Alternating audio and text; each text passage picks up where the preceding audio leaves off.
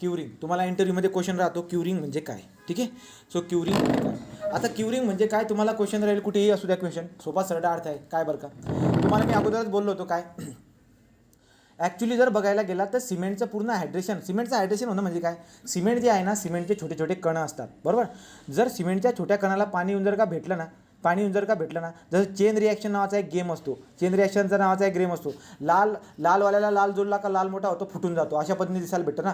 Same मी काय म्हणतोय तुम्हाला, पाणी जे काही ना सिमेंटसोबत जर हे केल्यानंतर काहीतरी वेगळं एक बनून जातं, पण तो जो नवीन बनतोय ना, पाणी आणि सिमेंटचा जो कण, त्या दोघांचं जे काही एकत्रीकरण जे काही नवीन बनतंय ना, ते आपल्याला काहीतरी देतं, ते आपल्याला स्ट्रेंथ देत असतं.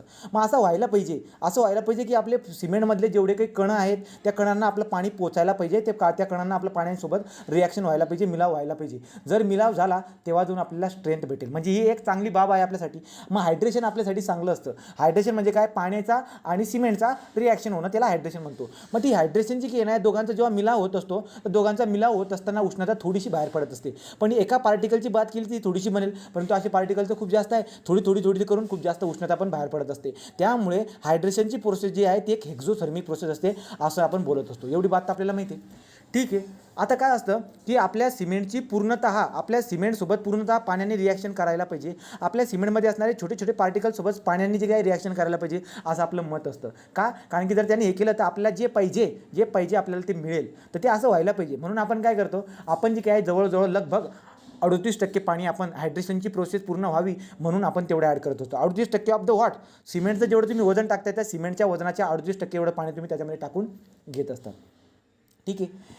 आता पाणी त्याच्यात टाकलं, पाणी टाकल्यानंतर काय होईल बरं का, आपल्याला असं वाटतं की आपण असं गृहीत करून चालतो की मी जे पाणी टाकलेलं आहे, मी 38% जेवढं हे पाणी टाकलेलं आहे, हे पाण्याने काय होईल बरं का, की या पाण्यानं, लक्षात घ्या, जी पाणी आपण टाकलं समजा 38%, राईट. सो जे 38% पाणी मी हायड्रेशनची प्रोसेस होण्यासाठी टाकलेलं आहे, ते काम पूर्ण करून जाईल असं माझ्या डोक्यामध्ये घर बनून जातं, असं मला वाटतं. परंतु काय होतं, जसा जसा टाईम पुढे जात असतो, वातावरण आहे खूप, वातावरणामध्ये गरमी असते, वातावरणामध्ये खूप साऱ्या प्रकारच्या गोष्टी दिसायला भेटतील. उन्हाळ्यामध्ये जर का मी घर बांधलेलं असणार तर आपल्याला बाहेरचं तापमान खूप जास्त दिसायला भेटेल. तर मग सिमेंटची हायड्रेशनची रिॲक्शन पूर्ण होण्यासाठी आपण पाणी आतमध्ये ॲड केलं होतं, परंतु इन्व्हायरमेंट कंडिशनमुळं ते पाणी जे आहे ना, ते हायड्रेशनसाठी पाठवलेलं पाणी जे ना, ते पाणी उडून जातं. ते पाणी जे काही आहे ते पाणी उडायला लागून जात असतं. तर ते हायड्रेशनसाठी पाठवलेलं पाणी जे काय आहे, कोणत्या ना कोणत्या तरी इन्व्हायरमेंट कंडिशनसाठी, एक्स्ट्रीम कंडिशनमध्ये ते पाणी जे काय आहे बाहेर उडायला लागून जात असतं, राईट. मग आता मॅटर काय होत असतो, ते पाणी उडायला नको, कारण की ते पाणी जर का समजा ताकद येण्याच्या अगोदर जर का उडून गेलं, सिमेंटच्या सोबत मिलाव होण्याच्या अगोदर जर का उडून गेलं, तर आपल्याला काही भेटणार नाही, राईट की नाही. तर आपल्याला काही भेटणार नाही. त्यामुळं आपल्या सिमेंटसोबत पूर्ण व्हायला पाहिजे. म्हणून मग आपलं काम काय असतं की हायड्रेशनच्या प्रोसेससाठी जे आपण पाणी त्या याला दिलेलं आहे, ते पाणी एक लेवलची स्ट्रेंथ भेटण्याच्या अगोदर उडायला नको, म्हणून ते पाणीला आपण उडायला रोखतोय. त्या पाणीला आपण उडायला काय करतोय, रोखतोय. आणि मग हायड्रेशनच्या प्रोसेससाठी जे पाणी आपण आतमध्ये टाकलेलं आहे, त्याला आपण उडवण्यासाठी नाही, थांबवण्यासाठी, ते पाणी उडायला नको म्हणून ते आपण थांबवण्यासाठी काहीतरी तळमळ करत असतो, राईट की नाही. तर ती जी काही तळमळ असते आपली, तिला म्हणतो आपण क्युरिंग. तो क्युरिंग म्हणजे काय, क्युरिंग ही एक अशी प्रोसेस आहे की आपण हायड्रेशनच्या प्रोसेससाठी जे पाणी पाठवलेलं असतं, ते पाणी उडायला नको, त्याला आपण रोखत असतो. तर हायड्रेशनसाठी दिलेलं जे काही पाणी आहे ते उडायला नको, त्याला रोखण्याची जी प्रोसेस असते तिला आपण क्युरिंग म्हणतो. बोला, क्लिअर का, ओके. हां, तर हे त्याला आपण क्युरिंग म्हणतो. मग यार, मग काय करता येईल बरं का, की ते हायड्रेशनसाठी पाणी, आता आपण तर एक काम करू शकतो, काय बरं का, हायड्रेशनसाठी अगोदर सिमेंट वगैरे मिक्स करताना तुम्ही पाणी मिक्सर करून टाकले, हे पाणी सिमेंटसोबत मिक्स होईल, असं कोणतं पण पाणी सिमेंटसोबत होईल का, नाही. मिक्स करत असताना जे पाणी आपण ॲड करणार ना, ते पाणी तर सिमेंटसाठी महत्त्वाचं असेल, कोणासाठी महत्त्वाचं असेल का, बिलकुल बी नाही. मग सिमेंटच्या वेळेस जे पाणी मी मिक्स करायला टाकले, ते पाणी त्या सिमेंटच्या कणासाठी महत्त्वाचं असेल, दुसरं कोणतं महत्त्वाचं नाही. मग आता हे सगळं हे करण्यासाठी हळूहळू, आता बघा बरं का, विचार करा तुम्ही, आता लगेच जर का आपण पाणी टाकून दिलं तर लगेच ते काही होत नाही. हळूहळू जे काय आहे कोणता सिमेंट अगोदर पाणी पिऊन घेईल, थोडासा उशिरा पाणी पिऊन घेईल, तर त्यामुळे प्रत्येकाचं जे काही आहे रिॲक्शन होण्यासाठी थोडासा टाईम लागून जात असतो, राईट, मग सिमेंटमध्ये असणारे बरेचसे कणं असतात, त्याच्यापैकी तुम्हाला दिसायला भेटेल C3A झाला, C4AF झाला. हे जे कण असतात हे पॉवरफुल कण असतात, याला पटपट पटपट पाणी पिऊन घेतात. ते पटपट पाणी पिऊन घेतात, रिॲक्शन करून घेत असतात आणि त्यांची पाहिजे ती प्रॉपर्टी देऊन मोकळं होतात. परंतु C3S नावाचा जो काही पार्टिकल असतो सिमेंटमधला, तो बॉक्स कंपाऊंड, तो काय करतो, त्याला जरा ढिल्ला असतो. तो ढिल्ला असतो, त्याला जवळजवळ 2 ते 3 आठवडे जे आहेत पाणी प्यायला लागून जात असतो. आणि पाणी पिल्यानंतर तो चांगली प्रॉपर्टी देतो आपल्याला, तो ताकद द्यायला लागून जातो. पाणी पिल्यानंतर जे काय म्हणजे सिमेंट आपल्याला स्ट्रेन द्यायला लागून जात असतं. मग आपलं काम काय आहे की यार कम से कम 1 आठवडा 2 आठवड्यापर्यंत जे आहे ते पाणी आतमध्ये टिकून तरी राहायला पाहिजे, राईट. 2 ते 3 आठवड्यापर्यंत टिकून तरी राहायला पाहिजे. मग ते उडायला नको, त्यासाठी आपण जे काही करत असतो त्याला आपण क्युरिंग म्हणतो. मग मी काय करायला पाहिजे बरं का, मी काय करायला पाहिजे, मग मी काय करतो, कन्स्ट्रक्शन झाल्या आपण त्याच्यावरती पाणी मारतो. काय करतो, पाणी मारतो. पाणी मारल्यामुळे काय होईल बरं का, पाणी मारल्यामुळे आपण एक सफिशियंट टेम्परेचर, आपण इन्व्हायरमेंट कंडिशन जी काय बाहेरची आपण ती मेंटेन करतो. जेणेकरून बाबा हे वातावरण जे काही आहे त्या कॉन्क्रीटच्या वरचं याच्यासाठी आतमध्ये असणाऱ्या पाण्यासाठी हे वातावरण एक सुटेबल असायला पाहिजे, म्हणजे ते पाणी तिथं राहायला पाहिजे. म्हणून आपण काय करतो, त्या कॉन्क्रीटिंगवर झाल्या आपण जे ना त्याच्यावरती पाणी लावतो, दररोज पाणी देतो. सुकलं का पाणी मार. का करत असतो आपण, कारण की आतमध्ये क्युरिंगसाठी जे काही आपण पाणी दिलेलं आहे ना, ते पाणी उडायला नको म्हणून आपण ते करत असतो, बरोबर. किंवा दुसरं माझ्याकडे काय असेल बरं का, पोते असतात, राईट का, ते नारळाच्या याच्यापासून बनवलेले जे काही पोते असतात त्यांना आपण ओलं करून घेतो आणि ओलं करून आपण कॉलमला बांध तसं करत असतो, राईट. तर असं आपण करत असतो. तर ते काय असतं, त्याला आपण क्युरिंग म्हणत असतो. ओके, तर क्युरिंग म्हणजे काय याची आयडिया तुम्हाला लागली का, क्युरिंग म्हणजे काय तुम्हाला याची आयडिया लागून गेलेली असेल, परफेक्ट लागलेली असेल. आता दुसरं महत्त्वाचं बात काय असं तुम्हाला याच्या अगोदर आठवत असेल काय, जेव्हा पण मी एक प्रॅक्टिकल करत होतो सिमेंटचं प्रॅक्टिकल, ठीक आहे, सिमेंटचं कोणतं प्रॅक्टिकल करत होतो बघा आपण, स्टँडर्ड कन्सिस्टन्सीचं प्रॅक्टिकल जेव्हा आपण करत होतो तेव्हा मी टेम्परेचरबद्दल एक पॉईंट बोलला होता की टेम्परेचर जो आहे ना ते 27 ± 2 डिग्री असायला पाहिजे आणि ह्युमिडिटी जी आहे ना ती 90 डिग्री 60 डिग्री असायला पाहिजे नॉर्मल कंडिशनमध्ये, आणि ह्युमिडमध्येच 90% आपण ह्युमिडिटी मेजर करत असतो असं मी बोललो असतो. याचा मिनिंग काय होतं माहिती आहे का, जर मी तुम्हाला असं बोलतोय की कॉन्क्रिटिंग वर्क करण्यासाठी आजूबाजूचं टेम्परेचर एवढं असायला पाहिजे, याचा अर्थ काय होतं माहिती आहे का, जर एवढं टेम्परेचर असला ना तर तुम्ही हायड्रेशनसाठी जे पाणी पाठवलेले ना ते पाणी उडणार नाही, त्यासाठी एवढं टेम्परेचर काय आहे, ओके, राईट का. म्हणजे याचा अर्थ काय, ही सुद्धा आपण काय करत आहोत, क्युरिंग करत असतो. तर ही सुद्धा क्युरिंग करण्याची मेथड झाली. क्युरिंग करण्याची कोणती मेथड झाली की आजूबाजूचं वातावरण मेंटेन करून ठेवणं, ही सुद्धा आपली क्युरिंग करण्याची मेथड असते. लक्षामध्ये, कारण की जर तुम्ही तसं केलं तर आतमधलं पाणी उडणार नाही आणि आपल्याला काय करायचं, आतमधलं पाणी उडून द्यायचं नाही आहे, त्यासाठी आपण जे काही करणार ते आपण क्युरिंग करणार. क्लिअर, त्यालाच आपण काय म्हणतो, क्युरिंग आपण म्हणत असतो. लक्षात घ्या काय बरं का, की क्युरिंग जे काही आहे तुम्हाला लगभग 3 आठवड्यापर्यंत करायची. तुम्हाला काय करायचं बरं का, समजा आज बिल्डिंग बांधली गेली, एखादा भिंत वगैरे बांधून टाकली असेल आपण, तर आपण काय करणार, आज पाणी मारलं, सुकलं का उद्या पुन्हा पाणी मारा, सुकलं का उद्या पुन्हा पाणी मारा, असं कंटिन्युअसली आपल्याला कुठपर्यंत करायचं, लगभग कम से कम 3 वीकपर्यंत, 3 आठवड्यापर्यंत, 7 × 21 3 आठवड्यापर्यंत करा. पण काय म्हटलेले, कोणत्याही हालतमध्ये 10 दिवसापेक्षा कमी टाईमसाठी पाणी मारू नका. असं नका करा की 8 दिवस पाणी मारा आणि बंद होऊन जा. असं जर केलं ना तुम्हाला जी काही हायड्रेशनची प्रोसेस पूर्ण होताना दिसायला भेटणार नाही. तुम्हाला इनिशियल स्ट्रेंथ जी आहे अर्ली स्ट्रेंथ तुम्हाला भेटणार नाही. तर कोणत्या पण हालतमध्ये ॲटलिस्ट कम से कम तुम्ही 3 आठवड्यापर्यंत तरी क्युरिंग करायला पाहिजे. ते कम से कम 3 आठवड्यापर्यंत तरी तुम्ही वातावरण जे काय ते मेंटेन करून ठेवायला पाहिजे.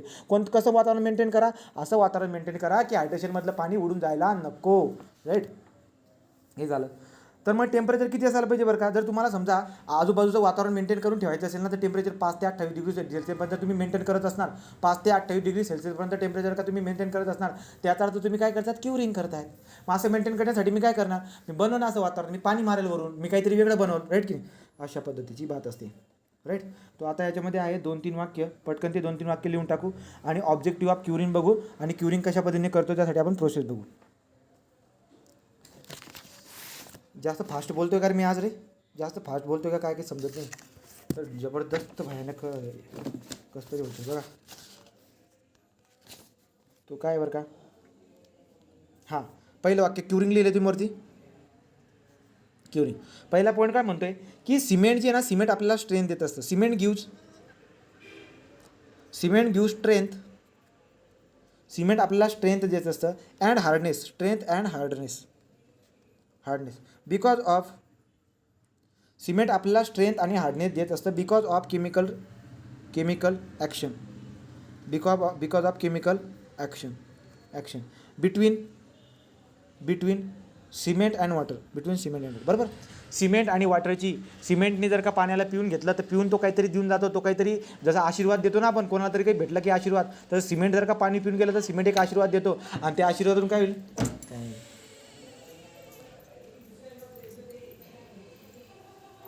तर काय असतं बरं का, तर जे काही असतं cement give strength and hardness because of chemical action between cement and water. झालं पहिलं. दुसरं काय असतं, दुसरं असतं क्युरिंग. सो क्युरिंगबद्दल काय असतं बरं का,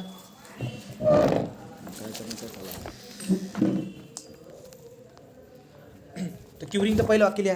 curing is the name, curing is the name, curing is the name given to the process, given to the process which is employed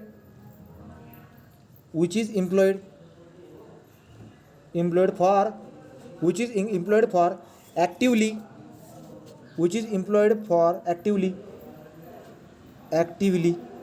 promoting the hydration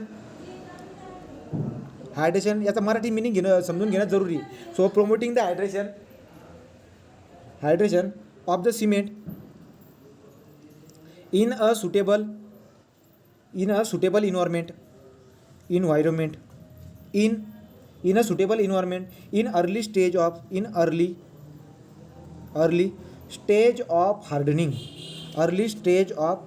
hardening of concrete. काय meaning होतोय बघा. Curing is the name gives. तो curing जे काय आहे, curing काय आहे, curing ही एक प्रोसेस आहे. कशासाठी प्रोसेस केली बरं का आपण, की आपल्या सिमेंटची हायड्रेशनची प्रोसेस जी काय आहे ती सुटेबल इन्व्हायरमेंटमध्ये व्हायला पाहिजे. लक्षामध्ये तोच क्युरिंग जे काय आहे ते क्युरिंग आपण करत असतो ते actively promoting to hydration of the what cement. तर सिमेंटचं हायड्रेशन परफेक्टली व्हायला पाहिजे, त्यासाठी आपण इन्व्हायरमेंट मेंटेन करून ठेवत असतो, त्याला आपण क्युरिंग म्हणतो. तर हायड्रेशनची प्रोसेस पूर्ण व्हायला पाहिजे, त्यासाठी तुम्ही जेवढं काही रोखणार, तो पाणी उडून जायला नको, पाणी उडून जायला नको, त्यासाठी तुम्ही इन्व्हायरमेंट हे करणार. तर ते जे काही करतो ना आपण तेच आपलं क्युरिंग आहे. तेच आपलं क्युरिंग आपल्याला दिसायला भेटत असते. हे बघा बरं का. आता पुढचं वाक्य घ्या. पुढचं वाक्य काय असते, पुढचं वाक्य आहे as per IS 456 curing is the process of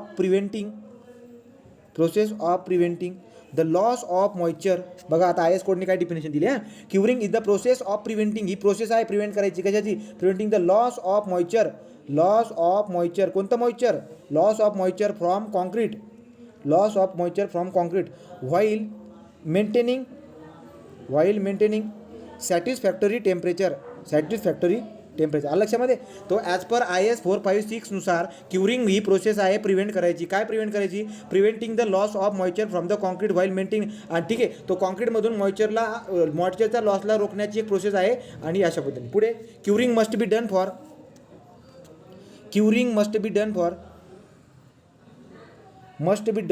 at 3 week. तो कम से कम 3 वीकपर्यंत आपल्याला काय करायची आहे, क्युरिंग करायची. So curing must be done for at 3 weeks and no case for less than 10 days. लक्षामध्ये. So curing must be done for at 3 weeks and in no case for the less than 10 days. का, कारण काय याचं, की 3 आठवड्यापर्यंत curing का करायची, कारण की 3 आठवड्यापर्यंत जर का तुम्ही समजा पाणीला उडू दिलं नाही, आतमधल्या पाण्याला जर का उडण्यासाठी रोखलं ना तुम्ही, तर ते पाणी जे काही आहे ना ते पाणी हायड्रेशनच्या प्रोसेसमध्ये काम करेल. कोणाची हायड्रेशनची करते, ते सिमेंटसोबत रिॲक्शन करणार. कोणते, सिमेंटमध्ये असणारे सिथ्रियस नावाचे पार्टिकल जे आहेत ना, ते पार्टिकल बिचारे 3 आठवड्यानंतर उशिरा पाणी पितात ते, राईट की नाही. मग कम से कम त्याने जर का पाणी पिलं तर ते आपल्याला चांगली स्ट्रेन देऊन देत असतात. तो तिथपर्यंत तरी ते पाणी उरायला पाहिजे, म्हणून आपण 3 आठवड्यापर्यंत काय करत असतो, क्युरिंग करत असतो. तुम्हाला इंटरव्ह्यूमध्ये विचारतील की 3 आठवड्यापर्यंत आपण क्युरिंग का करत असतो, ती बात लक्षामध्ये ठेवायची. का, कारण की सिथ्रियस सोबत जे काही आहे पाण्याची रिॲक्शन व्हायला जरा टाईम लागत असतो 3 आठवड्यापर्यंत, त्यामुळे आपण जे काही आहे त्याला आपण रोखत असतो, राईट. पुढचे काय बरं का, it is carry out at a temperature. Curing बघा, क्युरिंग करतोय मी असं कधी म्हणेल जर का आजूबाजूचं टेम्परेचर मी मेंटेन करत असेल. किती टेम्परेचर बघा, इट इज कॅरिड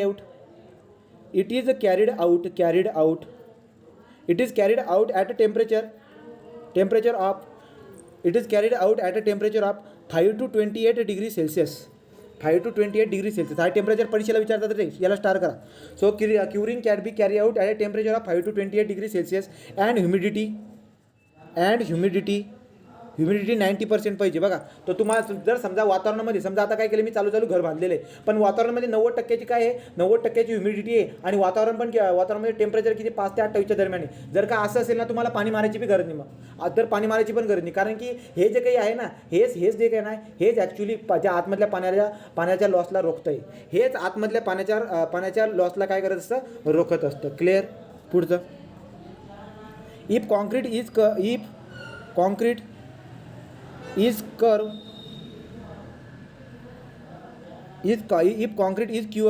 म्हटलं, if concrete is cure for 1 month. लक्षात घ्या, जर तुम्ही कंटिन्युअसली एका महिन्यापर्यंत जर का समजा एखाद्या कॉन्क्रीटचा बीम बांधला होता आणि त्याला बांधल्यानंतर जर तुम्ही एका महिन्यापर्यंत जर का समजा पाणी देत राहिलात ना, so if the concrete is cure for 1 month, its strength त्याची जी काही स्ट्रेंथ आहे, इट्स स्ट्रेंथ नियरली डबल त्याची स्ट्रेंथ जी काय आहे ती जवळजवळ डबल आपल्याला दिसायला भेटत असते. तर concrete is what cure for 1 महिन्यापर्यंत जर का समजा तुम्ही कॉन्क्रीटला जर का पाणी देत गेलं ना तर त्याची स्ट्रेंथ डबल होऊन जात असते. सो काय म्हणले बघा, is strength nearly double than that of concrete which is expose to air.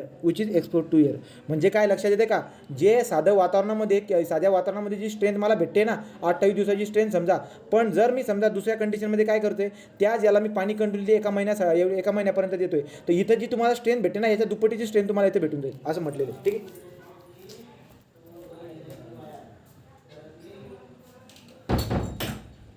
पुढचं काय आता, तर पुढचं जे आहे,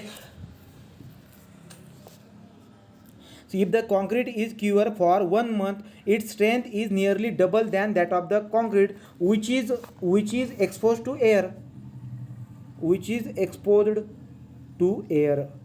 म्हणजे आता बघा ना, नॉर्मल कंडिशनमध्ये आपण काय करतो, 10 दिवस 15 दिवसापर्यंत पाणी देणार, ठीक आहे, काय 21 दिवसापर्यंत आपण पाणी देणार आणि आपण थांबून घेणार. आणि दुसरी कंडिशन आहे, कंटिन्युअसली तुम्ही काय करा, तिथे तुम्हाला काहीतरी स्ट्रेंथ भेटेल, परंतु तुम्ही जर का कंटिन्युअसली एका महिन्यापर्यंत ॲक्च्युली कुठे 21 दिवसापर्यंत कोणी पाणी देत नाही, राईट. परंतु जर समजा आपण कुठेतरी थांबून गेलो आणि जर कंटिन्युअसली एका महिन्यापर्यंत जर का मी इकडे साईडला पाणी दिलं ना, तर दोघांची जर का तुम्ही स्ट्रेंथचा विचार केला तर तुम्हाला लक्षामध्ये येईल, 1 महिन्यापर्यंत पाणी दिलेलं जो काही असेल तो स्ट्रक्चर ते काय करेल, आपल्याला ते जास्त स्ट्रेंथ देईल, डबलचा स्ट्रेंथ देईल ते direct.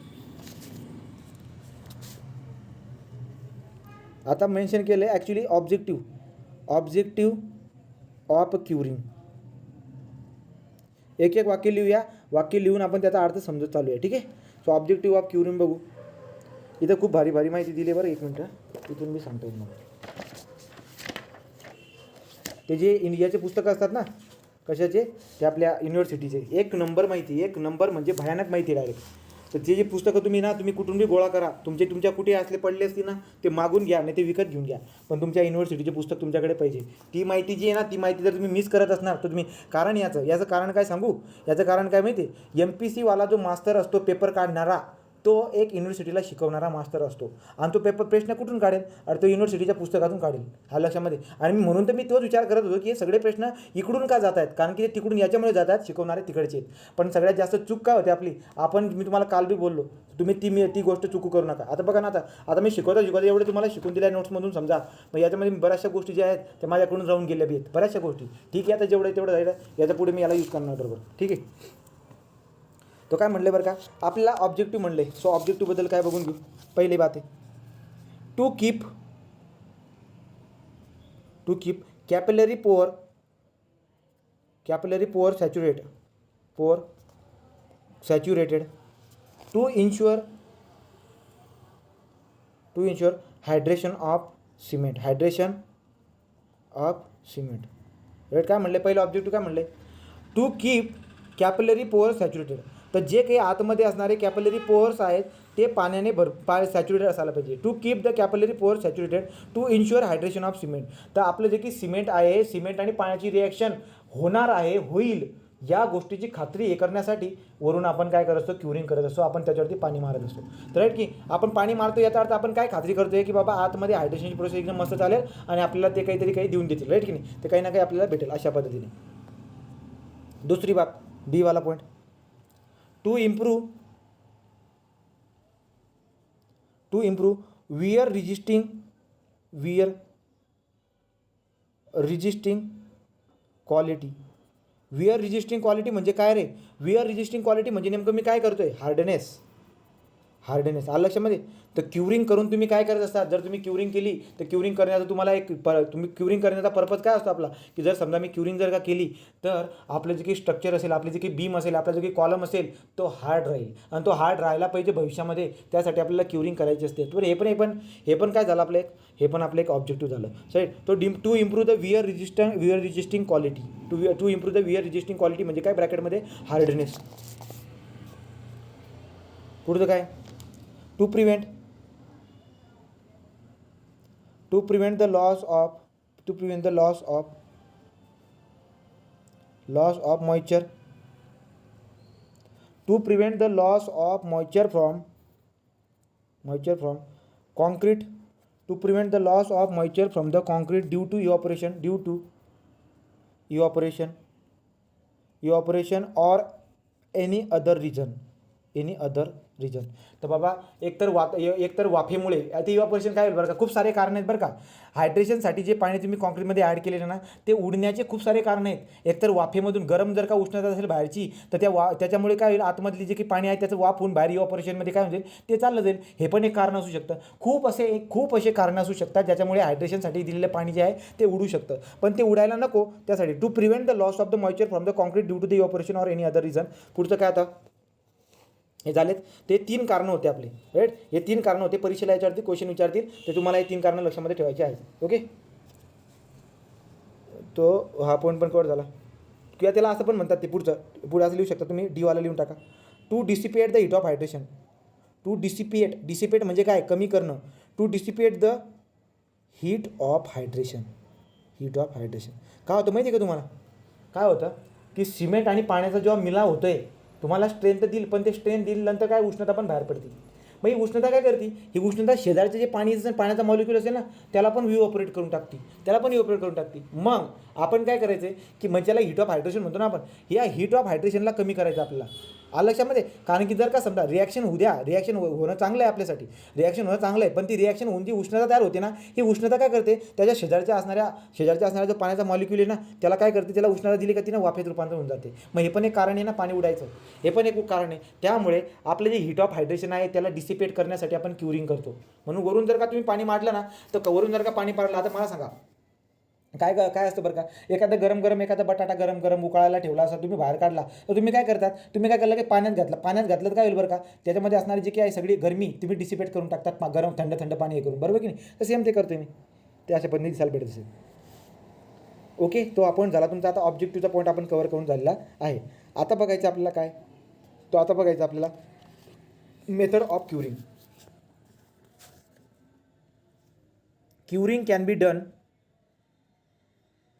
Curing can be done by any of the following method. खालील कोणत्याही पण पद्धतीचा वापर करून तुम्ही क्युरिंग करू शकता, पण ते डिपेंड करून जातं तुम्हाला कुठे काय करायचं आहे. आता रोड बांधला जात असेल, समजा आज रोड बांधकामचं काम झालं, दुसऱ्या दिवशी आपण काय करत असो, जर ते हार्ड झालं का दुसऱ्या दिवशी आपण काय करतो बरं का? अशा पद्धतीचे आपण जे काही आहेत ना त्याच्यावरती अशा पद्धतीने आपण पॉइंटिंग करत असतो. तुम्हाला परीक्षेमध्ये क्वेश्चन विचारतात ते क्युरिंग करण्यासाठी सगळ्यात बेस्ट तरीका कोणता असतो? सगळ्यात बेस्ट तरीका असतो तो म्हणजे पॉइंटिंग म्हणजे काय करायचं? सिमेंट मोर्टारचं ते काय करायचं? असे बंधारे बांधून घ्यायचे छोट्या किती यायचे? जवळजवळ 4-5 सेंटीमीटरचे एवढे त्याचे बंड्स असतात. त्या बंड्सचे आपण काय करायचे? अशा पद्धतीचे जे काही आहेत अशी अरेंजमेंट आपण करून टाकायची. राईट. आणि त्याच्यानंतर आपण त्याच्यामध्ये पाणी टाकून जायचं. मग हे पाणी जे काही तिथे राहणार आणि एक मस्त एक भारी जे काही आहे आपण काय करतो? क्युरिंग करत असतो. राईट. काय करत असतो आपण? हायड्रेशनसाठी दिलेल्या पाण्याला आपण काय करतो? उडू देत नाही. तर उडायला नको त्यासाठी आपण असं काहीतरी करतो. तर खूप साऱ्या पद्धत आपल्याला दिसायला भेटत असतात. तर नंबर ऑफ मेथड आहेत. पहिली method shedding of the concrete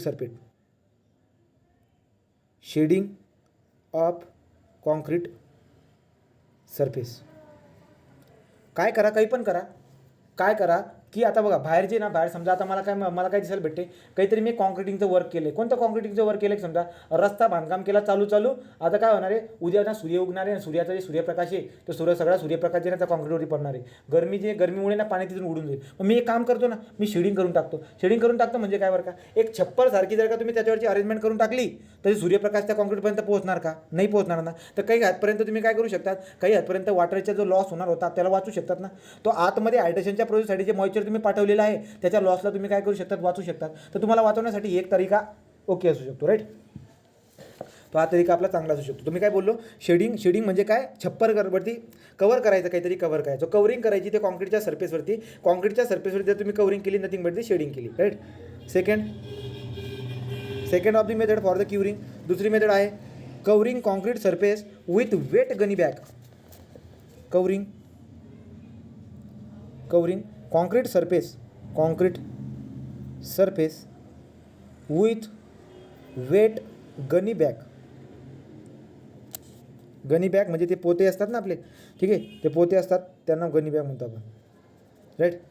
तर हे पोते असतात ते नारळाचे काहीतरी असतील, ते याच्यापासून बनवलेले ज्यूटचे असतात ते, राईट. तर ज्यूटचे जे काही असतात ते ज्यूटपासून बनवलेले जे पोते असतात आपल्या असं घराकडे असतात, दिसायला भेटतात, सगळ्यांनी बघितलं असेल पोते, राईट. तो आपण जास्त प्रिफर करतो. तुम्हाला परीक्षेमध्ये क्वेश्चन विचारतात, काय प्रश्न विचारतात तुम्हाला, म्हणतात की तुम्हाला क्युरिंग करायची आहे गनी बॅगच्या मदतीने, वेट गनी बॅगच्या मदतीने तुम्हाला क्युरिंग करायची आहे. खालीलपैकी कोणत्या स्ट्रक्चरसाठी तुम्ही यूज करणार, किंवा म्हणूया कोणत्या स्ट्रक्चरल मेंबरसाठी तुम्ही यूज करणार. तर लक्षात घ्या, जर कॉलम आहे ना, मला कॉलमची काय करायची, मला कॉलमची क्युरिंग करायची. जर कॉलमची क्युरिंग जर तुम्हाला करायची असेल ना, तुमच्यासाठी बेस्ट तरीका काय निघून येईल, तो म्हणजे वेट गनी बॅगला याला लपेटून टाका. याला जर वेट गनी बॅगना अजून असं लपेटून जर का बांधून टाकलं असं बांधून जर टाकलं ना वरून मस्त नळी सोडायची. तर अशी जर का नळी सोडली तर मस्त या पोत्यामध्ये जाईल, ते आजूबाजूला एकदम थंड वातावरण ठेवलं. जसं की माठ कसं असतं आपलं, माठला आपण साईडनं शेजारून काय करतो, असं पोते जे असतं ते लावून देत असतो आणि वरून मस्त पाणी टाकतो, मग आजूबाजूला सगळं पसरून जातं. सेम स्टोरी आहे. तर मग तुम्हाला परीक्षेमध्ये प्रश्न विचारतील ते की कॉलमची क्युरिंग जर का करायची असेल तर खालीलपैकी कोणती मेथड सुटेबल असेल किंवा बेस्ट असेल, तर ती असेल वेट गनी बॅग, राईट. पण मग ते कॉलमसाठी असेल का, कुठे पण यूज करू शकतात, बट बेस्ट असेल, बेस्ट. आता विचार करा ना तुम्ही, समजा कॉलम आहे आणि कॉलमला जर का वरून मी पाणी दिलं तर काय होईल रे, पाणी जाईल गरगर खाली, अख्खं येऊन जाईल, खाली चाललं जाईल, राईट की. ते पाणी कम से कम काही ना काही वातावरण मेंटेन करून ठेवण्यात आपण पण गोण्या लावून द्यायच्या, ओके. तो झाला दुसरा point, covering the concrete surface with the wet gunny bag, right. Third number आहे sprinkling water on concrete surface. फवाराचं पाणी फवारत नाही का आपण, आपल्या हे जास्त करून आपल्या घराकडे किती सारे भेटत असतात. आपलं घरांचं बांधकाम झाल्यानंतर आपण काय करतो, नळीला आणतो, मस्त एक बोटानं असं कंप्रेस करतो, थोडासा एरिया त्याचा कमी करून टाकतो, हे करून प्रेशरने आपण काय करतो, असं पसरवतो याच्यावरती, बरोबर की नाही. तेच आपल्या घराकडे किंवा घराच्या दारासमोर तुम्ही पाणी कसं पसरवतात, सेम तशी स्टोरी तुम्ही कॉलमवरती किंवा मेंबर जे काही आहेत आपल्या त्या मेंबरला क्युरिंग करण्यासाठी तुम्ही त्याचं पाणी मारत असतात. त्याला स्प्रिंकलिंग ऑफ वॉटर म्हणतात, हे तुम्हाला माहिती आहे चांगल्या पद्धतीने, राईट. तो स्प्रिंकलिंग ऑफ वॉटर झालं, स्प्रिंकलिंग ऑफ वॉटरबद्दल सांगितलं, ठीक आहे. सो नंतर स्प्रिंग ऑफ वॉटर म्हणा, त्याला स्प्रिंकलिंग म्हणा किंवा ब्रॅकेटमध्ये म्हणायचं स्प्रिंग ऑफ वॉटर. लक्षात घ्या, आता स्प्रिंग ऑफ वॉटर जे काही याच्याबद्दल तुम्हाला 2 वाक्य लिहायला सांगतो, ते लिहून घ्या तुम्ही स्प्रिंग ऑफ वॉटरबद्दल. याच्यामध्ये आता युनिव्हर्सिटीमधल्या पुस्तकातलं वाक्य बघा, किती दमदार वाक्य आहे. स्प्रेइंग ऑफ वॉटर जी की ना, ही पद्धत सगळ्यात सोपी आहे, सिम्पलेस्ट मेथड आहे. आता तुम्हाला माहिती आहे का, परीक्षा काढणारा इतकं बेकार असतो ना, अशी पॉईंट पण उचलून घेत असतो की खालीलपैकी क्युरिंग करण्याची सगळ्यात सोपी पद्धत कोणती, स्प्रेइंग ऑफ वॉटर आहे, राईट. आपल्याला तिथे कम से कम आपण ॲप्लिकेशन तर काही केलेलं नाही की चल बा मी सगळे कामं केलेले आहेत, राईट. आपण या गोष्टींचा अनुभव काही घेतलेला नाही, तर आपण उत्तर आपल्या डोक्यानं देण्याचा प्रयत्न करतो, राईट. स्प्रेइंग ऑफ वॉटर आपल्या आजूबाजूला घडलेलं आहे, राईट. तर ही सगळ्यात सोपी पद्धत असते असं म्हणता येते. So this is a simplest method. पहिलं वाक्य काय लिहिता तुम्ही, स्प्रेइंग ऑफ वॉटर किंवा स्प्रिंकलिंग ऑफ वॉटरमध्ये ही सिम्पलेस्ट मेथड आहे. सो सिम्पलेस्ट मेथड आहे, ओके. या मेथडमध्ये आपण काय करत असतो, या मेथडमध्ये आपलं शटरिंग किंवा फॉर्मवर्क जे काही आहे ते शटरिंग किंवा फॉर्मवर्क काढल्यानंतर आपण काय करून टाकत असतो, लगेच आपण वॉटर त्याच्यावरती स्प्रे करत असतो. तर कॉन्क्रिटिंग वर्क झालं, शटरिंग वगैरे तुम्ही काढली गेली, शटरिंग झालं, फॉर्मवर्क वगैरे जे पाट्या लावलेल्या असतात, जो तुमचा मेंबर आहे कॉलम बीम यांना बनवण्यासाठी तुम्ही त्या लोखंडाच्या पाट्या लावलेल्या असतात. आता ते हार्ड झालं का पाट्या काढून घेणार, पाट्या काढल्या मी क्युरिंग करत असतो. त्यासाठी माझ्याकडे बेस्ट सिम्पल मेथड असते स्प्रेइंग. तर पाणी मी काय करतो त्याच्यावरती फवारत असतो होसच्या मदतीने. होस म्हणजे काय, नळी, एक तर नळीच्या मदतीने करा. सो वॉटर काय करतो आपण, water spread by the help of the what, होस म्हणजे नळीच्या मदतीने करा, नाही तर बकेट बादल्या भरून पाय करा, पाणी हळूवार, मग असं मग घेतात आणि मगनं काय करतात, बरोबर त्या कॉलममध्ये हळूवार पाणी मारत राहतात, right. So number of time in the day, दिवसामधून नंबर ऑफ टाईम, कधी बरं का, तुम्हाला वाटलं ना आता सुकायला लागलं ते लगेच पुन्हा पाणी मारा, तुम्हाला वाटलं ना सुकायला लागलं ते लगेच पाणी मारा. काही पण करा, ते टेम्परेचर आहे ना ते असं मेंटेन करून ठेवा की आतमधलं पाणी उडता कामा नये. असं जे तुम्ही करतात हेच तुम्ही क्युरिंग करताय. तुम्हाला क्लिअर झालं असेल 100%, right. So this method is suitable for small work, right. Suitable for small work, right. आणि दुसरं महत्त्वाचं काय, it require great care in supervision. म्हणजे काय बरं का, इथं जे ना तुम्हाला काळजीपूर्वक गोष्टींना समजून घ्यावं लागणार. कसं म्हणजे काय समजून घ्यावं लागणार म्हणजे करावं लागणार. जर समजा तुम्ही आता पाणी स्प्रे केलं, तुम्ही त्याच्यावरती पाणी स्प्रेइंग करून टाकलं, तुम्ही स्प्रिंकलिंग करून टाकलं पाण्याचे आता, आणि जर समजा तुम्ही झोपून गेले वर बाहेर ऊन पडतंय, झोपून गेले, ते पाणी सुकून जाईल तिकडं. सुकलं का मग काय होईल, आतमधलं हायड्रेशनचं पाणी परत उडायला लागून जाईल. असं व्हायला नको. त्यासाठी आपण सकाळी धडपड केली आणि आता आपण झोपा काढतोय, तर मॅटर काय होऊन जाईल, इथं पुन्हा तो प्रॉब्लेम दिसायला भेटेल. त्यामुळे तुम्हाला काळजीपूर्वक काय करायचं असतं, लक्ष ठेवून लागायचं असतं काय, की यार पाणी सुकून गेलं का, सुकलं का पुन्हा उचला बाटला आणि टाका पाणी, अशा पद्धतीने. सो आपलं काय म्हणले, so great care in the supervision, हे आपल्याला लक्षात घ्यावं लागत असतं, राईट. सुपरविजन याच्या पुढे लिहा. So great care in supervision and as soon as concrete gets dry, water will spray. जो लक्षात घ्या, ते सुकत नाही त्याच्या अगोदरच पाणी मारून द्या. Water will be spread. Complete झाला पॉईंट. हा पॉईंट काय झाला आपला, कंप्लीट झाला, राईट. तर पुढचं काय असतं आपलं, पुढचा प्रकार आहे आपल्याकडं पॉन्डिंग of concrete. So पॉन्डिंग of concrete surface पुढचा किती असेल तर बघा. तर पुढचं क्युरिंग करायची मेथड आहे आपल्याकडे.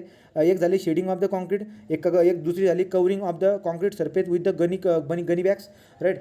गनी बॅगबद्दल अजून काही लिहायचं होतं का बरं का, मला लिहायचं होतं गनी बॅगबद्दल बी 3 पॉईंट. एक काम करा बरं का, गनी बॅग जिथे लिहिले ना तुम्ही, त्या गनी बॅगच्या ठिकाणी 3 पॉईंट असं बाण मारून लिहून शकतात तुम्ही, ठीक आहे. तो गनी बॅगमध्ये सांगून देतो, म्हणजे इन्फॉर्मेशन आपल्याकडून मिस नाही होणार. ते काय म्हणले, गनी बॅग्सबद्दल सांगतो, curing by the gunny bags. याच्यामध्ये पॉईंट सांगतायत मला, म्हणतात की ही मेथड जी आहे ना, ही मेथड व्हर्टिकल सरफेस कॉन्क्रीटसाठी सगळ्यात बेस्ट आहे. व्हर्टिकल सरफेस कॉन्क्रीट म्हटल्यावरती काय, फॉर एक्झाम्पल कॉलम, राईट. मग तुम्ही त्या तुम्ही लिहिलं असेल तर ठीक. तो गनी बॅगच्या केसमध्ये तुम्हाला बाण मारून लिहायचं आहे की कॉलम जो मेंबर आहे ना, त्या कॉलम मेंबरची क्युरिंग करण्यासाठी बेस्ट असते.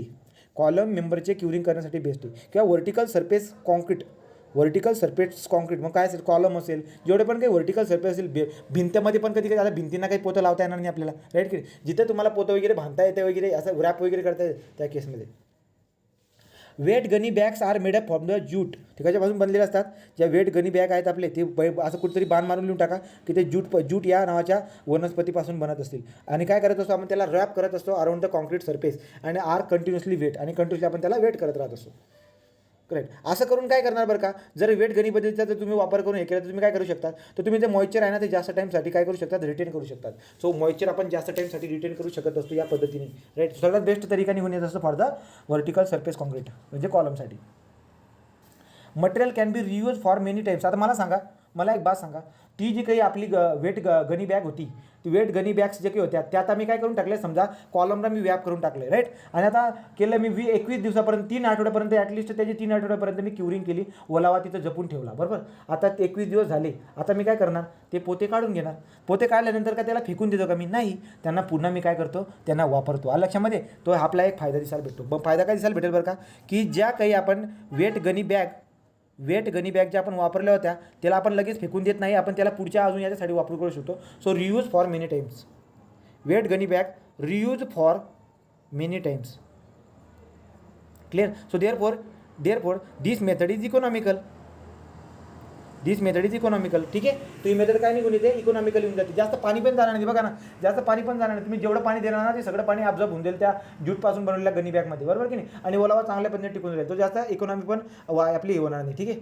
झाला पॉईंट. आणि तिसरा काय सांगता, पॉन्डिंग. चला पॉन्डिंगबद्दल आता. So पॉन्डिंग method. पॉन्डिंग मेथडमध्ये काय दिसायला भेटेल, अशा पद्धतीने अरेंजमेंट दिसायला भेटेल,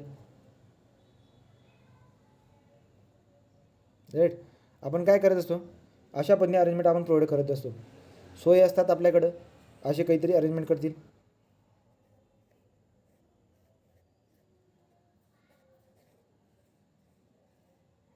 हे आहेत आपले ते बंड्स, राईट. हे बंड्स. आता याच्या डायमेन्शनबद्दल जर का काही असेल, त्याची इन्फॉर्मेशन आपण कलेक्ट करू, ठीक. आणि ते आपण काय करून टाकत असतो, पाणी आपण याच्यामध्ये भरून देत असतो. ठीक आहे, हे पाणी आपण भरून. आता हे जे काही मोर्टार मी ते यूज केलेली आहे ती एवढी ताकदवर मोर्टार नाही वापरणार मी. फक्त मोर्टार कोणती वापरणार की जेणेकरून बाबा पाणी इकडे तिकडे व्हायला नको, पाणी जे काही आहे ना व्यवस्थित साईवर राहायला पाहिजे, तशी मोर्टार वापरणार. नंतर आपण त्याला तोडून फेकून देतो, राईट ना. हे सगळे आपण तोडून काय करून टाकतो, फेकून देत असतो. अशा पद्धतीने आपल्याला दिसायला भेटत असतं. आता याच्याबद्दल आपल्याला इन्फॉर्मेशन काय काय भेटते, इन्फॉर्मेशन भेटते की ही मेथड जी काय आहे ना, ही मेथड असते ही जास्त करून मेटल कुठे सुटेबल असेल बरं का सांगा. ज्या ठिकाणी लार्ज असा स्लॅब असेल, म्हणजे रोडाचा, आता बघा रोडाचा केवढा मोठा स्लॅब असतो तो, तर ज्या ठिकाणी लार्ज असे स्लॅब आहेत किंवा आपला घराचा स्लॅब असेल, राईट, घराचा स्लॅब झाला, रोडाचा स्लॅब झाला, या सगळ्या केसमध्ये ज्या ठिकाणी लार्ज स्लॅब आहे त्या केसमध्ये यूज करत असतो. राईट, पहिला पॉईंट काय याच्यामधला पॉइंटिंग मेथडमधला, पॉइंटिंग मेथडमधला पहिला पॉईंट आहे ही सगळ्यात best method. This method is what, सगळ्यात बेस्ट मेथड असते ती लिहू आपण. Right, so this method is specially, this method is specially suitable for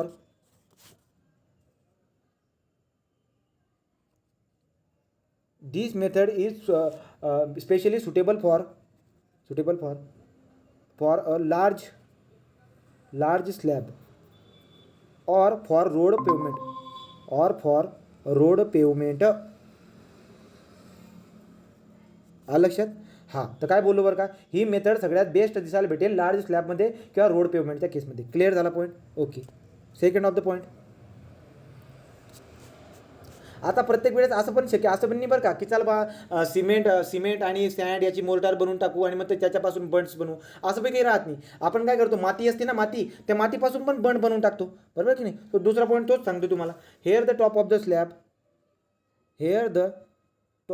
slab with clayey soil, top of the slab with clayey soil, small bunds are prepared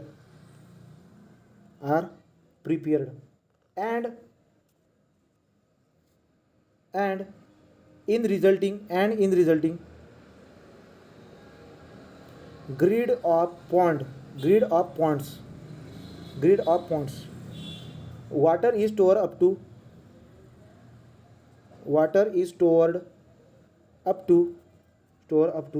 a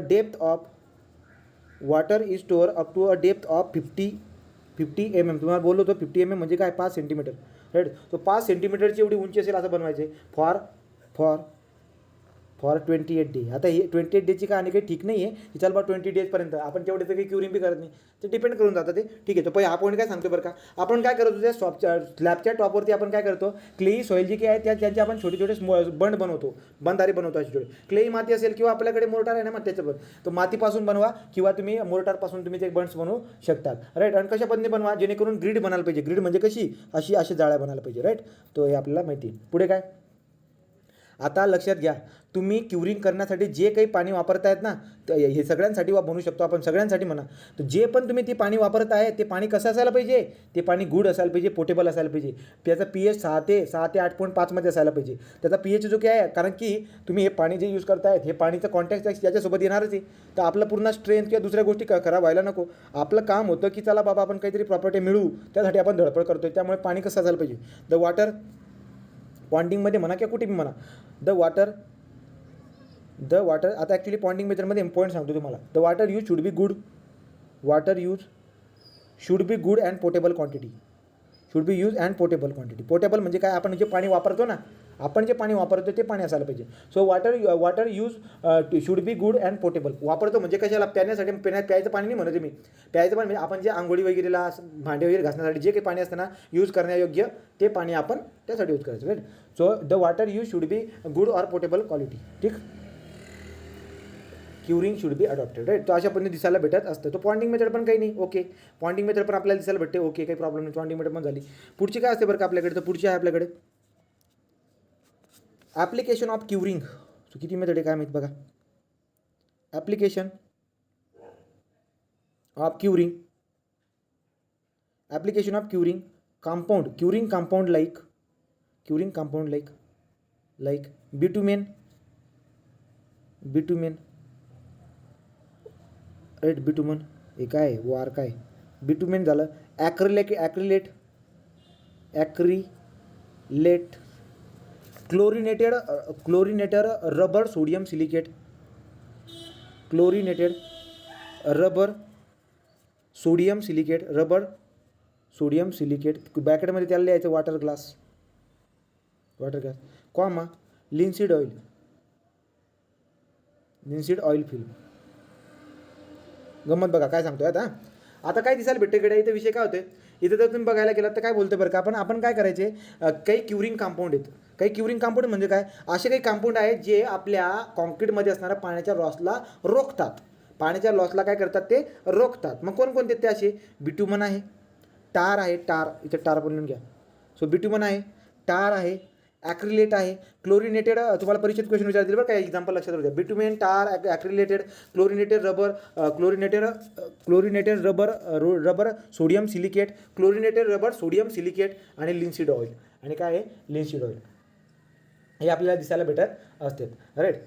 तर याला actually हे जो काही प्रकार आहे ना हवाला, आता इथे घडते काय बघा. आपलं टार्गेट काय होतं, क्युरिंग करणं म्हणजे काय, पाण्याच्या लॉसला रोखणं. राईट. तो मग आपण काय करतो आता, हे जे काही आहे यांचं ॲप्लिकेशन करणार. ॲप्लिकेशन कसं करायचं, हे जर का समजा तुम्ही वरती अप्लाय करून दिलेत, सरफेसवरती जर समजा मी अप्लाय केले, तरीसुद्धा आपला लॉस जो काय आहे तो रोखणार आहे. तरीसुद्धा तो काय आहे लॉस आपला रोखणार आहे. तर ही बात आपल्याला दिसायला भेटत असते. कधी कधी काय करतात, हेच पदार्थ देत ना कॉन्क्रीटमध्ये मिक्स करून देत असतात, तर हे काय करतात तर रोखत असतात. ओके. याला जे काय आहे याला आपण मेम्ब्रेन क्युरिंग पण म्हणतो. तर याला काय म्हणतो आपण, हे जे काही तुम्ही केलेले आहेत यालाच आपण काय म्हणतो, मेम्ब्रेन क्युरिंग.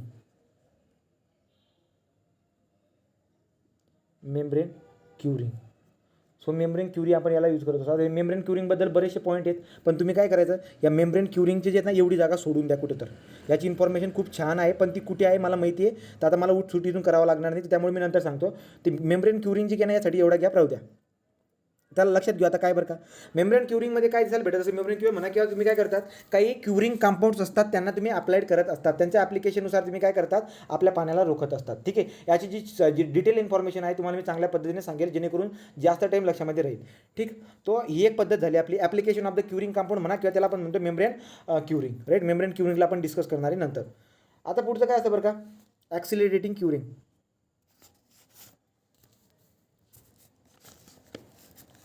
पुढचं काय आपल्याकडे, पुढचा पद्धत ॲक्सिलरेटिंग क्युरिंग, ही सगळ्यात इम्पॉर्टंट आहे. ॲक्सिलरेटिंग क्युरिंग. आता काय असतं बरं का, मला एक बात सांगा, काय असतं आपलं की यार हे पाणी जे आपण कॉन्क्रीटमध्ये ॲड केलेलं आहे ते काय ॲड केलेलं आहे, हायड्रेशनच्या प्रोसेससाठी. हायड्रेशनच्या प्रोसेससाठी म्हणजे काय, सिमेंट आणि पाण्याची रिॲक्शन होऊन आपल्याला स्ट्रेन भेटून देईल त्यासाठी. बरोबर का. पण ही स्ट्रेन मला भेटते 28 दिवसामध्ये नाही, त्यापेक्षा एक काम करतो ना, या पाण्याला सांगतो लवकर जा आणि त्या सिमेंटसोबत रिॲक्शन कर आणि आम्हाला लवकर आमचं देऊन दे, आम्हाला जे पाहिजे ते देऊन दे. बरोबर की नाही. म्हणजे मला सांगा, जी स्ट्रेंथ मला 28 दिवसामध्ये भेटत होती हायड्रेशनची प्रोसेस होऊन, मी एक काम करतो ना, या पाण्याला म्हणतो तू आताच्या आता सगळं काम कर आणि आम्हाला सगळी ताकद दे. आज जर मी केलं तरी पण माझं काम होऊन जाणार आहे. उद्या उठून 28 दिवसापर्यंत सूर्यप्रकाश निघतोय, इन्व्हायरमेंट कंडिशन काय होते, काहीतरी वेगळंच घडते.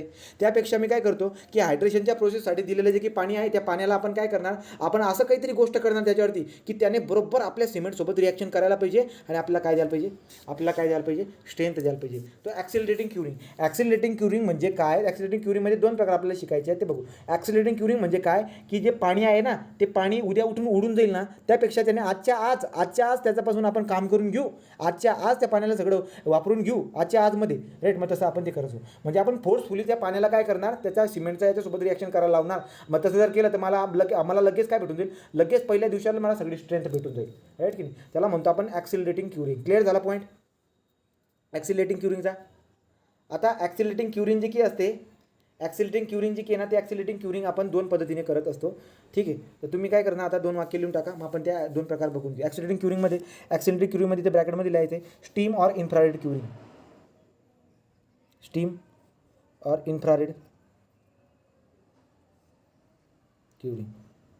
ब्रॅकेटमध्ये असं तुम्ही काहीतरी लिहिलं आहे. ठीक. आता याच्या खाली एक वाक्य आपल्याला लिहायचे, फॉर कॉन्क्रीट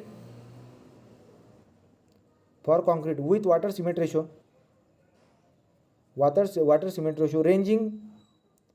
रेंजिंग 0.3 to 0.7 एवढा वॉटर सिमेंट रेशो असेल त्याचा. The increase rate of strength The increased rate of strength development. The increased rate of strength development can be achieved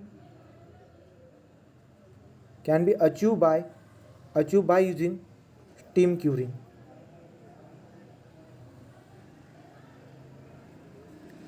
काय म्हणलं मी? तर स्टीम क्युरिंगच्या मदतीने तुम्ही काय करतायत बघा काय मेन्शन काय केले, असा कॉन्क्रीट आहे ज्याचा वॉटर सिमेंट रेशो जो आहे 0.3 ते 0.7 मध्ये दिसायला भेटत आहे. तर आपण काय करतायत, असा जो कॉन्क्रीट आहे ज्याचा वॉटर सिमेंट रेशो एवढा दिसायला भेटतोय, तर ते पाणीची की आहे ना, आता 0.3 ते 0.7चा मिनिंग काय होईल, वॉटर सिमेंट रेशो म्हणतो मी एवढा दरम्यान, म्हणजे खूप जास्त तरी पण, कारण की आपण जनरली सिमेंटसाठी वॉटर सिमेंट रेशो किती ठेवतो 0.5, 0.7 जर समजा म्हणतोय मग ते वॉटर आपल्याला जास्त दिसायला भेटते. आता मी काय बोलतोय, समजा 0.3 टू 0.7 एखाद्या कॉन्क्रीटचा वॉटर सिमेंट रेशो असेल, तर मला काय करायचं आहे, अशा कॉन्क्रीटचं मला लवकरात लवकर स्ट्रेंथ मिळवून घ्यायची. मग कसं मिळवून घेणार मी, त्याच्यामधल्या पाण्याला पटकन रिहायड्रेशनचं करायला लावणार. त्याच्यामध्ये माझ्याकडे कोणत्या पद्धती आहेत, स्टीम क्युरिंग आहे आणि इन्फ्रारेड क्युरिंग आहे. आता स्टीम क्युरिंग म्हणजे काय, इन्फ्रारेड क्युरिंग म्हणजे काय, आपण ते बघूया. ठीक आहे. सो आता स्टीम क्युरिंग म्हणजे काय सांगतोय. स्टीम क्युरिंग म्हणजे काय बरं का, जनरली स्टीम क्युरिंग आपण यूज कोणासाठी करतो त्याच्याबद्दल तो पॉईंट लिहितो. आपण कुठे यूज करतो, फॅक्टरीमध्ये यूज करतो की नाही, दोन प्रकारचे की स्टीम क्युरिंगचे पण. आता तुम्हाला काय टाकलं, तुम्ही ॲक्सिलरेटिंग क्युरिंग या मेथडमध्ये दोन तुम्हाला पद्धती शिकायची आहेत किंवा दोन मेथड शिकायचे आहेत, एक स्टीम क्युरिंग आणि इन्फ्रारेड. तुम्ही नाव टाकलं स्टीम क्युरिंग. आता स्टीम क्युरिंग म्हणजे काय, पहिला पॉईंट दिसायला भेटत असतो काय बरं का, की काय आहे तुम्हाला मी अगोदरच बोललोय काय करायचं, आपल्याला आतमध्ये असणाऱ्या पाण्याला पटकन म्हणायचं आवर तू, राईट, आणि स्ट्रेंथ मला देऊन दे, मग म्हणजे आम्ही मोकळू, आम्ही काही रिकामे नाही आहेत दररोज पाणी वगैरे ॲड करायला, या पद्धतीची कहाणी, right. So this type of curing is used for precast concrete product,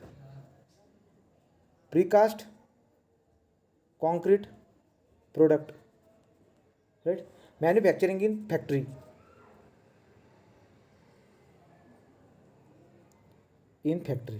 right. तर मग कंपन्यांमध्ये जे काही आपण हे बनवत असतो त्या केसमध्ये जर तुम्हाला क्युरिंग, आता मला एक बात सांगा, मला बनवायचे रेल्वे स्लीपर, बनवायचे, आज मी त्याला बनवते, राईट, 2-3 दिवस झाले. आता मला सांगा, त्याला लगेच लोक वापरायला पण लागून जातात.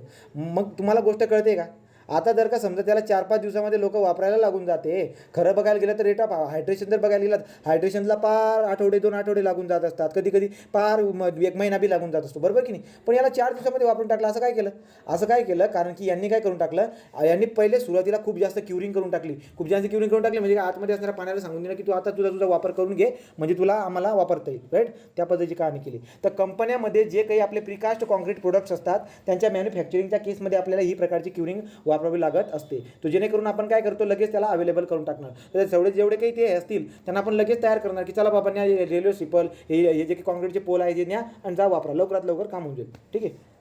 नंतर पुढे काय, दुसरं वाक्य, due to steam the ingredient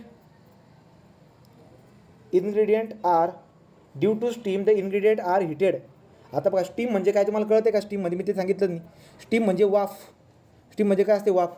तर खूप जबरदस्त वाफेचा प्रेशर, आता तुम्ही जिथं बसलेले आहेत तुमच्यावरती किती प्रेशर लागतोय, ती म्हणणार 1 ॲटमॉस्फिअर. मग काय करतात माहिती आहे का, मग काय करत असतात, तर जवळजवळ जे काय 8 ॲटमॉस्फिअर, म्हणजे आता आपल्यावरती किती ॲटमॉस्फिअर लागते, आपल्याकडे 10-13-25 किलो न्यूटन, 10-13-25 न्यूटन एवढा फोर्स आपल्यावरती लागत असतो, 103 काहीतरी किलो न्यूटन एवढा आपल्यावरती फोर्स लागत असतो या कंडिशनला, जेव्हा आपल्याला महसूस होत नाही, राईट. तर मग 1 ॲटमॉस्फिअर जो काही असतो, आपण त्या कंडिशनमध्ये आपण राहतोय. तर मी काय बोलतोय, जग बघ 8 ॲटमॉस्फिअर या प्रेशरनं आपल्याला काय करायचे असते, वाफ जी आहे ना, ती वाफ काय करायची असते, स्टीम म्हणजे वाफ, ती वाफ काय करायची असते, आपल्याला त्याच्यावरती मारायची असते. तसं जर आपण केलं तर आपण क्युरिंग जी आहे क्युरिंग करू टाकत असतो, फास्ट क्युरिंग करू टाकतो. त्या पाण्याला आपण म्हणतो की तू काय कर, पटकन तुझं काम करून घे, अशा पद्धतीने.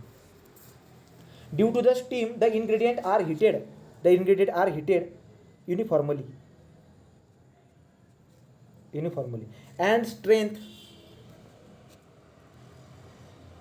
and strength is gain at very fast rate. Right. तो व्हेरी फास्ट रेटने काय होत असते, स्ट्रेंथ आपली गेन होत असते. कशामुळे बघा, तर ही स्ट्रीम काय करत असते, स्टीमवरती तुम्ही एक मारा घातला का ही स्टीम काय करते, आतमध्ये असणाऱ्या पाण्याला तयार करते, जा तुझं काम पटकन कर. मग ते काय करतील, ते काम करतील आणि त्यामुळे काय होतं, so ingredient are heated uniformly and the strength is gain at very fast rate. सांगायचं तात्पर्य काय आहे, पाण्याला तयार करते की काम तुझं कर, पटकन काम कर, आम्हाला देऊन दे, अशा पद्धतीची कहाणी दिसायला भेटत असते. हे करत असताना हीट जी काय ती हीट पण आपल्याला तयार होताना दिसायला भेटत असते. राईट. ते वाला पॉईंट आपल्याला क्लिअर झाला. तो अजून पुढे काय म्हणले बरं का, ही मेथड जी काय आहे, hence this method is beneficial. आता पुढे काय म्हणले, याच्या वेळी एक वाक्य लिहा की ही मेथड बेनिफिशियल काय. हो, ही जी काही स्टीम क्युरिंग मेथड जी आहे, जी काही ॲक्सेलरेटिंग क्युरिंगचा एक भाग म्हणता येईल किंवा पद्धत म्हणता येईल, ही बेनिफिशियल काय.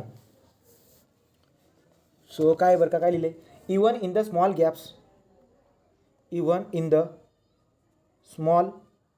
Gaps of stacked precast product steam can penetrate. एकदम बारीक जरी खड्डा असला ना तरी त्याच्यामधून ती स्ट्रीम आतमध्ये घुसते आणि त्या आतमध्ये असणाऱ्या पाण्याला तयार करते, जा तुझं काम कर, त्या पद्धतीने तो विषय होतो. Even in the small gap the stack precast product, त्या तो जो काही प्रिकास्ट प्रोडक्ट आहे त्याच्या बारीक याच्यामधून ती जी काय ती स्टीम आतमध्ये घुसते. Steam can penetrate and cure all pieces evenly from all sides. आलं लक्षात. आणि सगळ्या बाजूंनी स्टीम कशी असते, वाफा कशी असतात, तुम्ही बघून घ्या कुठेतरी, तुम्हाला व्हिडिओ सापडेल याच्यावरती. अख्ख्या याच्यामधून ते वाफा असतात, तो सगळ्या याच्यामधून जातील आणि युनिफॉर्मली क्युरिंग होताना आपल्याला दिसायला भेटत असेल. त्यामुळे ही पद्धत जी आहे ही बेनिफिशियल आहे. Right. So therefore this method is beneficial. तर त्यामुळे आता कंपन्यांमध्ये जे काही आहे, कंपन्यांमध्ये असलं करणं एक बेनिफिशियल, एक फायदा आपल्याला चांगला भेटणार. So hence this method is beneficial. Clear. आता याचे पण पुन्हा दोन प्रकार दिसायला भेटत असतात. कोणकोणते, एक आहे low pressure steam curing. So low pressure steam curing. आणि दुसरे आहे हाय प्रेशर स्टीम क्युरिंग. आता काय असते, हाय प्रेशर म्हटल्यावरती जवळजवळ 8 ॲटमॉस्फिअर 8 ATM, जवळजवळ किती प्रेशर, ती स्टीमचा जो काही तुम्ही स्टीमचा जो मारा करताय त्या प्रिकास्टच्या मेंबरवरती, ती लगभग किती असायला पाहिजे, 8 ATM एवढा मारा असायला पाहिजे. त्याच्यामुळे काय होणार आहे, तो त्याच्यामुळे जे काही आहे त्याच्यामुळे आपल्याला क्युरिंग होताना दिसायला भेटेल. राईट. सो प्रेशर 8 ATM एवढा असायला पाहिजे, याला म्हणतो आपण high pressure curing. So high pressure क्युरिंगची कंडिशन इकडे देऊन दिली. लो प्रेशर क्युरिंग म्हणजे काय बरं का, तो इथं आपण ॲटमॉस्फिरिक प्रेशर जे असतं ना त्याच्यावरतीच करत असतो. ही स्टीम क्युरिंग आपण ॲटमॉस्फिरिक प्रेशरवरती करत असतो. पण हाय प्रेशर क्युरिंग आपण जवळजवळ 8 ॲटमॉस्फिअर जो काही आपली स्टीम असते त्या स्टीमचा मारा, ते वाफेचा मारा मी जवळजवळ किती असतो त्याचा प्रेशर, 8 ॲटमॉस्फिअर एवढा असतो. परंतु लो प्रेशर स्टीममध्ये जो काही स्टीम आहे त्या स्टीमचा जो काही प्रेशर आहे तो किती असतो, 1 ATM एवढा असतो. ठीक. सो 1 ATM एवढा असतो. तर तुम्हाला काय लिहायचं बरं का, आता the temperature period maximum temperature period is 5 period. ठीक आहे. राईट. सो हाय प्रेशर म्हणजे काय, आणि लक्षामध्ये घ्या इन दिस मेथड तिथं काय लिहायचं आहे तुम्हाला, लिहिलं आहे 1 ATM 8 ATM. Clear.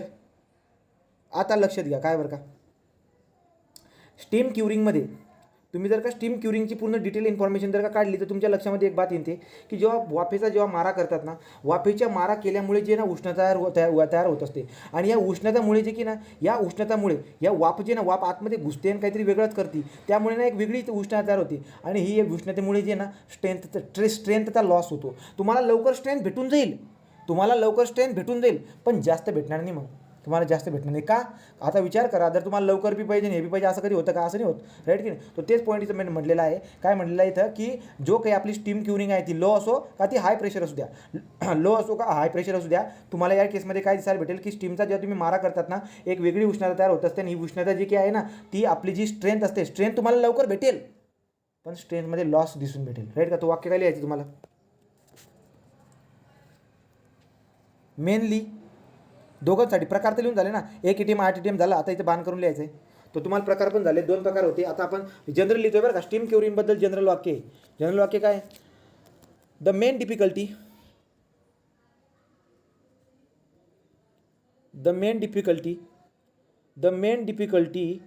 In fast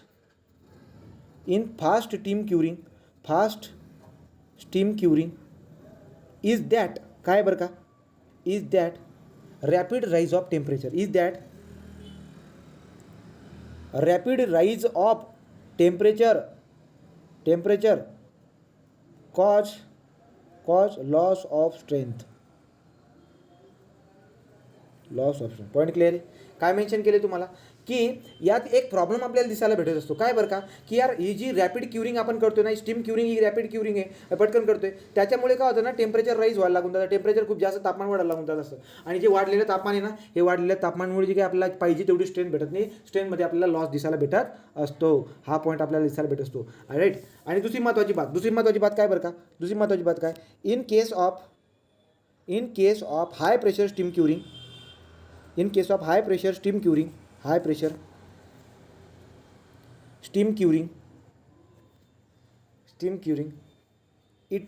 if a difficulty is overcome,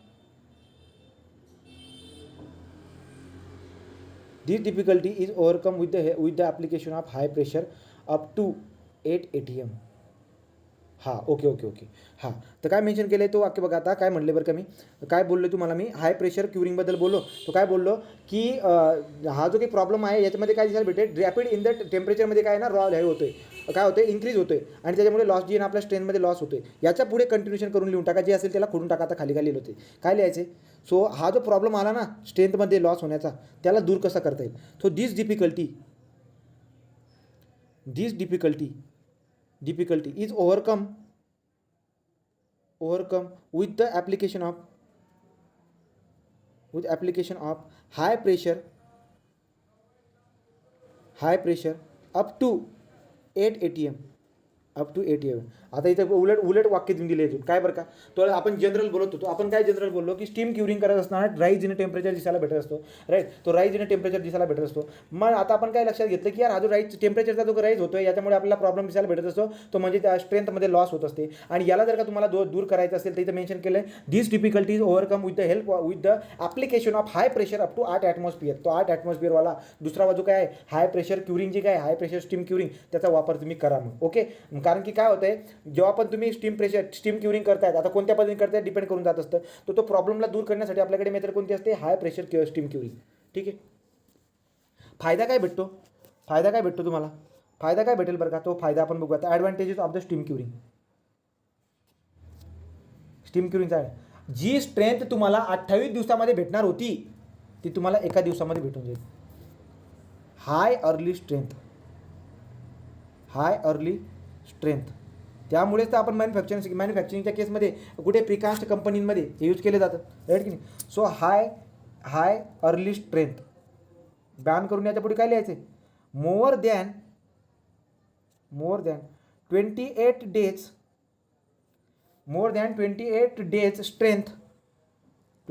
days strength is achieved within 24 hours. 28 दिवसापेक्षा जास्त वाली ताकद एकाच दिवसामध्ये मिळू शकतात तुम्ही या स्टीम क्युरिंगमध्ये. स्टीम क्युरिंगचे दोन प्रकार पडतात, low pressure steam curing, high pressure steam curing. Low pressure steam curing आपण 1 ATM मध्ये करत असतो. हाय प्रेशर स्टीम क्युरिंग आपण 8 ATM मध्ये करत असतो. तो 1 आणि 8. मग पुढे बघायला गेलो काय बरं का, जनरली जेव्हा आपण स्टीम क्युरिंग करत असतो कोणती बरं का, लो प्रेशर क्युरिंग म्हणू आपण, की त्या केसमध्ये काय असतं, राईज आणि टेम्परेचर आपल्याला दिसायला भेटत असतं. त्या प्रॉब्लेमला दूर करण्यासाठी आपण दुसरा प्रकार हाय प्रेशर स्टीम क्युरिंगचा वापर करत असतो आणि त्या डिफिकल्टीला आपण ओव्हरकम करून घेतो. कोणती डिफिकल्टी येत असते की जी राईज इन टेम्परेचर असते त्याच्यामुळे जी स्ट्रेंथ आपल्याला भेटायला पाहिजे ती भेटत नाही, लॉस इन स्ट्रेंथ दिसायला भेटत असतो. तर त्या डिफिकल्टीला ओव्हरकम करण्यासाठी आपण हाय प्रेशर स्टीम क्युरिंगचा वापर करत असतो. तर झाली तो ॲक्सिलरेटिंग क्युरिंगमधला हा पहिला प्रकार झाला. दुसरा प्रकार असतो आपला आता, दुसरा प्रकार ॲक्सिलरेटिंग स्टीम क्युरिंगमध्ये दुसरी मेथड म्हणा काय असेल ती इन्फ्रारेड रेडिएशन. तुम्हाला आठवते का, सॉईलमध्ये तुम्हाला मी एक इन्फ्रारेडिएशन मेथड सांगितली होती, राईट की नाही. तो इन्फ्रारेडिएशन मेथड जी आपण ती बघितली होती, काहीतरी वॉटर कंटेंट काढण्यासाठी ती पद्धत आपण वापरली होती. तर वॉटर कंटेंट काढण्याची एक ती मेथड होती. त्याच्यामध्ये आपण काय केलं होतं, इन्फ्रारेड जी काय, त्या इन्फ्रारेडचा माझा काटा होता तराजू काटासारखा, राईट. तिकडच्या काट्यावरती आपण काय ठेवलं होतं, तिकडच्या काट्यावरती आपण सॉईलचा सॅम्पल ठेवला होता, इकडे आपण हे ठेवून दिलं होतं. मग याचा जे काय आहे इन्फ्रारेड जे काही इथून जातात त्याच्यावरती पडतात, त्याच्यावरती पडल्यानंतर काय होतं बरं का, इन्फ्रारेड हे गरम असतात. तुम्ही बघा, आपण शिकलेलो आहे त्याच्यामध्ये पूर्ण त्या याच्यामध्ये रिमोट सेन्सिंग वगैरेमध्ये, की इन्फ्रारेड जे असतात ते गरम असतात. मग गरम असतात तर काय, गरम असल्या कारणाने जे की ना ते पण मदत करतात. पाण्याला म्हणतात की लवकर जाऊन तुझं काम करतो, राईट की नाही. तो हे वाला तो इन्फ्रारेड घेऊन तो आपण काय म्हणतात आता इथं ही मेथड जास्त करून रशियामध्ये वापरतात. ठीक आहे, तो लिहा बरं का एक वाक्य याच्याबद्दल.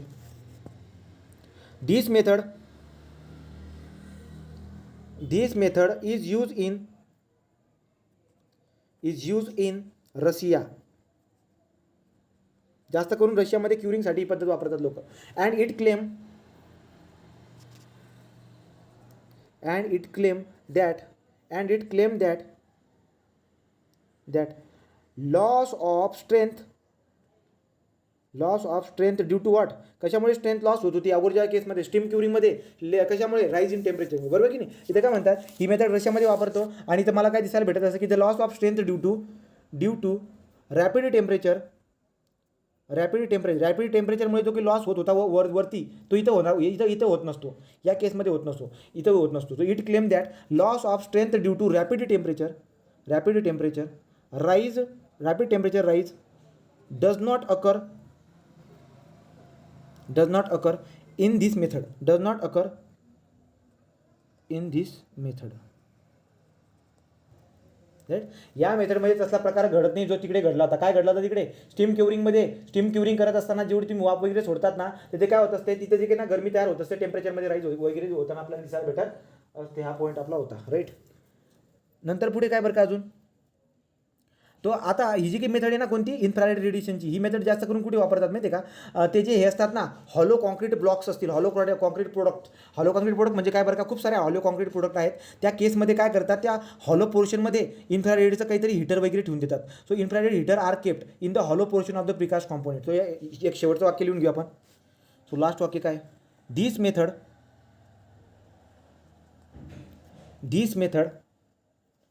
इज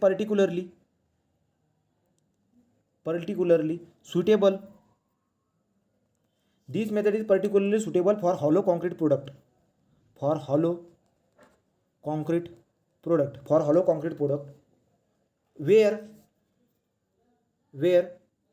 Where the काय करतो मग हॉलो कॉन्क्रीट प्रोडक्टमध्ये, where the इन्फ्रारेड हीटर असतात इन्फ्रारेडचे. इन्फ्रारेड हीटर काय करतो आपण त्या इन्फ्रारेड हीटरला, इन्फ्रारेड हीटर आर केप्ट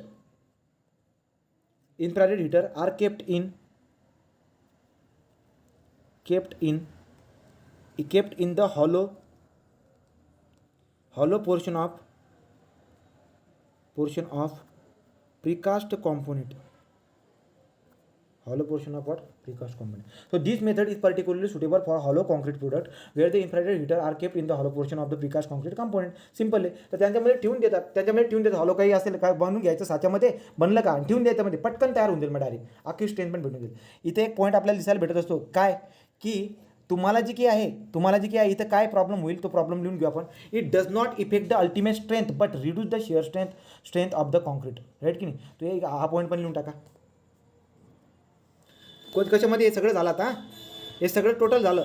आता हे दोघं जी काही मेथड्स होती, या दोघं मेथडबद्दल म्हणजे ॲक्सिलरेटिंग क्युरिंग जी आहे ना, ॲक्सिलरेटिंग क्युरिंगचा पॉईंट या, तर दोघं मेथड संपले. आता ॲक्सिलरेटिंग क्युरिंग तो इथं मेन्शन करा. Accelerating curing does not affect ultimate strength but reduce shear strength of concrete. Clear. काय याचं मिनिंग काय होतं बरं का, शेअर स्ट्रेंथला कमी करून टाकत असते. म्हणजे काय, जे काही तुम्हाला बॉन्डिंग दिसायला भेटेल त्याच्यामधली शेअर स्ट्रेंथ जी असेल ती कमी होताना आपल्याला दिसायला भेटणार. हे वाला पॉईंट झाला. तो अल्टिमेट स्ट्रेंथमध्ये काही बदलाव वगैरे दिसायला भेटणार नाही. अल्टिमेट स्ट्रेंथमध्ये बदलाव होईल ॲक्च्युली स्ट्रीममध्ये होत असतो. पण तो बदलाव पण दूर करण्यासाठी आपण काय केला होता, आपण काय करून टाकला होता, 8 ATM वाला प्रेशर अप्लाय करून टाकला होता. तो हे काय म्हणतात, अल्टिमेट स्ट्रेंथमध्ये काही बदलाव होताना जास्त दिसायला भेटणार नाही आहे, परंतु शेअर स्ट्रेंथ जी आहे ती रिड्यूस होताना आपल्याला दिसायला भेटत असते. ठीक आहे. तो कंप्रेसिव्ह स्ट्रेंथ जशी आहे तीच राहील, परंतु कमी काय होऊन जाईल, शेअर स्ट्रेंथ जी आहे ती कमी होताना आपल्याला दिसायला भेटत असते. अशा पद्धतीने जे काय आहे आपली एक प्रोसेससुद्धा संपलेली आहे. तो किती प्रोसेस झाली, क्युरिंगची प्रोसेस पूर्ण टाईम आपली खाऊन गेली, पूर्ण क्युरिंग जी आहे आपली संपलेली आहे. तर उद्या आपण काय करणार, फिनिशिंग आणि प्रॉपर्टी ऑफ द कॉन्क्रीटमध्ये वर्कॅबिलिटी बघणार. वर्कॅबिलिटी नंतर जे काही आहे वर्कॅबिलिटीमध्ये त्याचे फॅक्टर अफेक्टिंग वर्कॅबिलिटी, नंतर आपल्याला मेथड्स आहे वर्कॅबिलिटी काढायची. तर उद्या आपल्याला वर्कॅबिलिटीबद्दल आयडिया येऊन जाईल. ठीक आहे. इथपर्यंत ओके. चला थांबतो. Good night.